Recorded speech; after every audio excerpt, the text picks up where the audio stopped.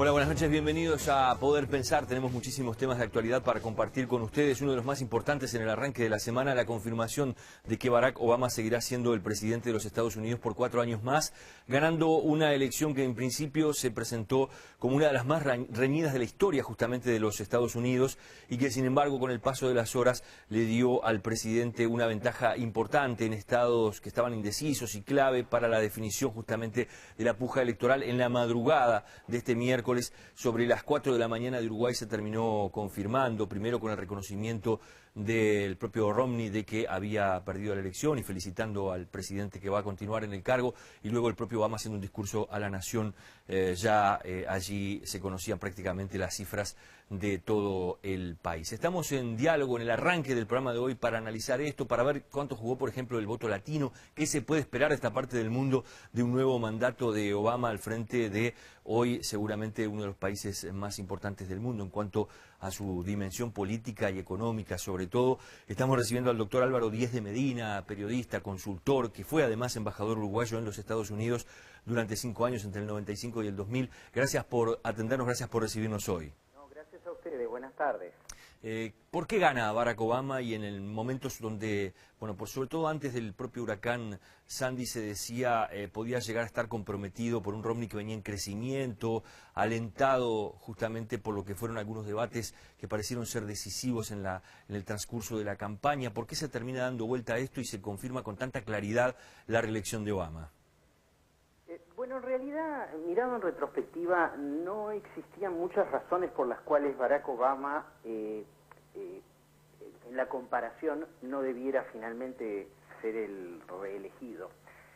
Porque la alternativa que presentó el Partido Republicano era una alternativa que desde el comienzo tenía que remontar demasiadas adversidades en lo que tiene que ver con la situación económica, lo que tiene que ver con las divisiones raciales, las divisiones sociales que hoy hay en los Estados Unidos y hasta incluso las divisiones que tienen que ver por motivos de edad. Entonces, el triunfo, digamos, de alguna manera de Obama era algo que estaba hace unos cuantos meses como muy probable sobre la mesa. Lo que sorprendió en realidad es lo exiguo de ese triunfo. Y eso, pienso, es lo que le debe estar llevando hoy al presidente a preguntarse, bueno, cómo relanzar esta segunda etapa, porque básicamente lo que estamos viendo es simplemente un margen de un 1% del electorado, por más que en el colegio de electores eso se traduce naturalmente en una diferencia mayor. Álvaro, concretamente, ¿cuáles son las bases? Hay quienes dicen por allí la economía fue el gran sustento de Obama en esta elección.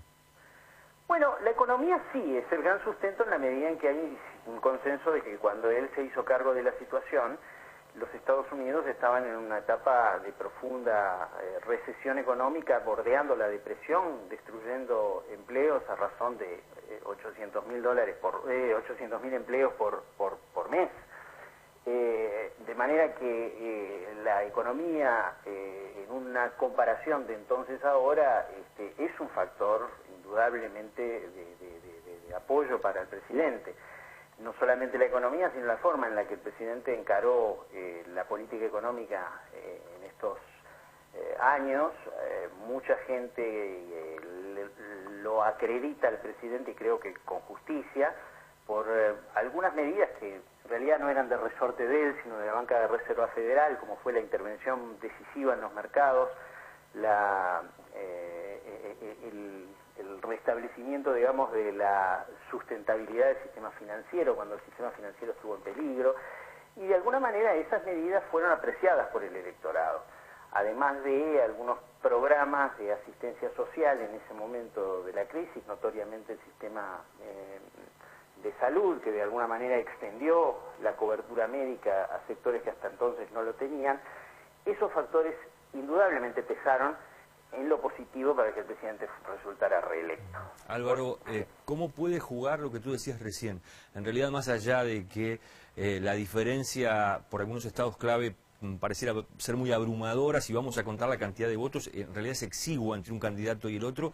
¿Cómo puede jugar eso en la propia política de Obama y pensando un poco en los latinos que están allí en Estados Unidos, en cuanto a si él puede de alguna forma rever esas políticas que estaba impulsando y que incluían muchas veces a esas comunidades minoritarias y que muchas veces han sido segregadas en esos países? Bueno, la preocupación por la política económica sigue.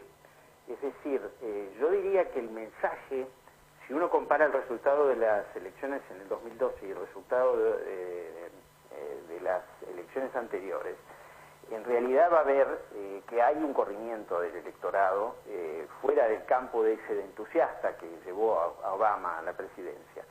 Ese corrimiento está motivado por el hecho de que si bien al presidente se le da el beneficio de haber encarado una política económica enérgica cuando el país lo necesitaba, también lo cierto es que los Estados Unidos todavía no han revertido la situación de crisis financiera. Y además, de alguna manera se percibe que en las políticas intervencionistas del presidente, la extensión de la política impositiva que ha aumentado la presión impositiva, la extensión de programas sociales sin financiamiento, todos esos factores generan en el votante mucha incertidumbre.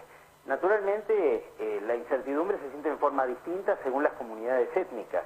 En el caso de los afrodescendientes, por ejemplo, es bien claro que si bien hay cierto desencanto con las promesas que Obama no cumplió hacia ellos, bueno, de alguna forma el hecho de que el presidente sea un afrodescendiente jugó un factor decisivo.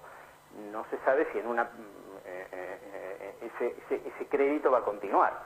En el caso de los hispanos es una situación distinta, porque ahí hay problemas que tienen que ver con la migración, problemas que tienen que ver con el ascenso social, porque si bien en materia de política migratoria la colectividad latina o hispana, como se la conoce en los Estados Unidos, podría ser automáticamente afiliada con las posiciones más liberales, lo cierto es que en términos de agenda social es un electorado más bien conservador, en materias que tienen que ver con políticas hacia la familia, políticas del aborto, unión homosexual, e incluso en materia de política económica, porque son colectividades muy apoyadas en el negocio, en la libertad de comercio y naturalmente recelosas de la intromisión fiscal en sus bolsillos. Álvaro Díez de Medina, gracias por habernos acompañado hoy y por lo menos explicar un poco más, entender un poco más lo que ha sido este triunfo de Obama conocido hace pocas horas. Muchas gracias. Por favor, un gusto. Gracias a ustedes. Hasta luego. Nosotros seguimos con temas nacionales, vamos a hacer un pequeño informe. Recordemos que esta semana se ha aprobado la primera ley de unas 15 medidas que había anunciado en junio el gobierno que tienen que ver con la seguridad pública. En aquel momento el propio gabinete presentaba la posibilidad, por ejemplo, de endurecer penas contra la pasta base, bueno, con los vendedores de pasta base. Eso se acaba de votar en el Parlamento y se convertirá en ley y será la primera. Otra de las que está allí en la agenda tiene que ver con la marihuana. Se han conocido algunos detalles sobre este proyecto. El gobierno, recordemos que estaría trabajando en la producción y en la comercialización de la marihuana bajo determinadas circunstancias. Vemos el informe de lo que puede pasar.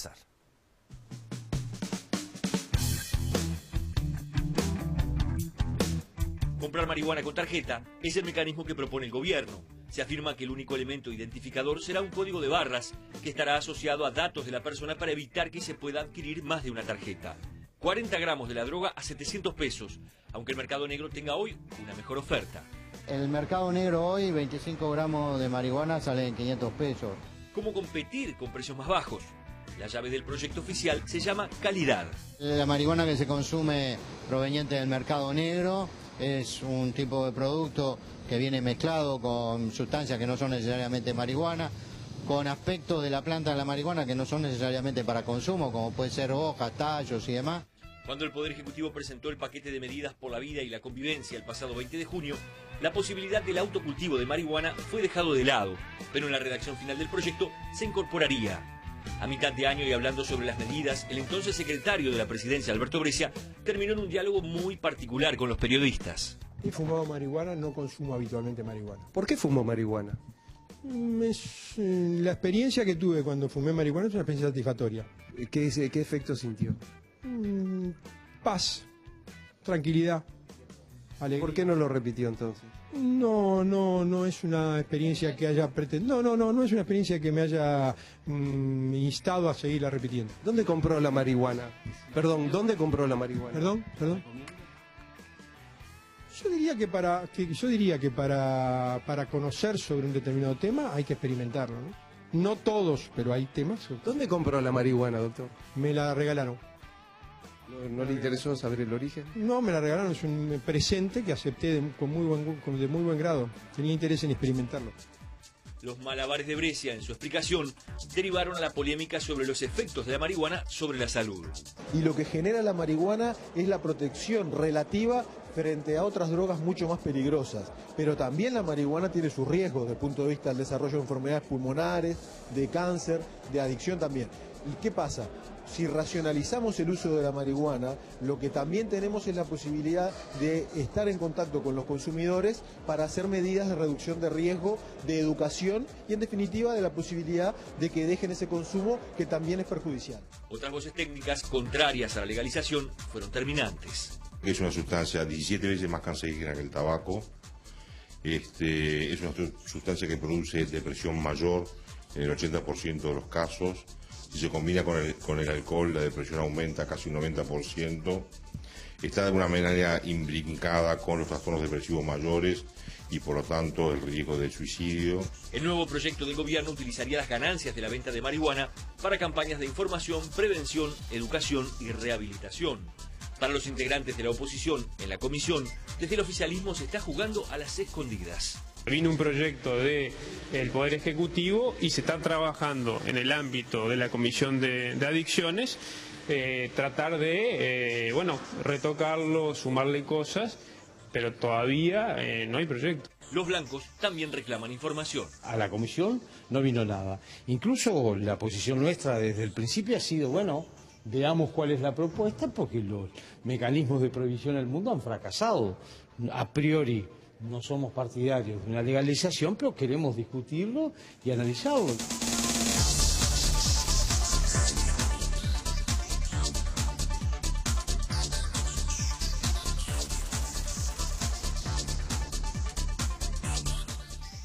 Luego vamos a encarar otro tema, va a llegar el sociólogo Gustavo Leal, que ha trabajado a pedido del Ministerio del Interior en un proyecto para la convivencia entre los policías, los estudiantes liceales, los docentes, la propia dirección de los liceos, un protocolo que después de 25 años se comenzará a aplicar seguramente a partir de la semana que viene. Ya regresamos.